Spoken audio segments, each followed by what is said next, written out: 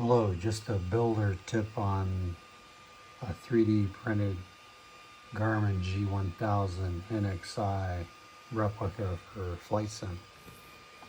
I buy the screws in bulk. So the 6/32 by half I do on the outside. The 8/32 and a half I do on the frames. And the 4 3/8 I do for the smaller boards. So it's a lot less expensive to buy these. These are a little bit long for these four here. These two and these two, so I just cut them down. All right, thank you for watching.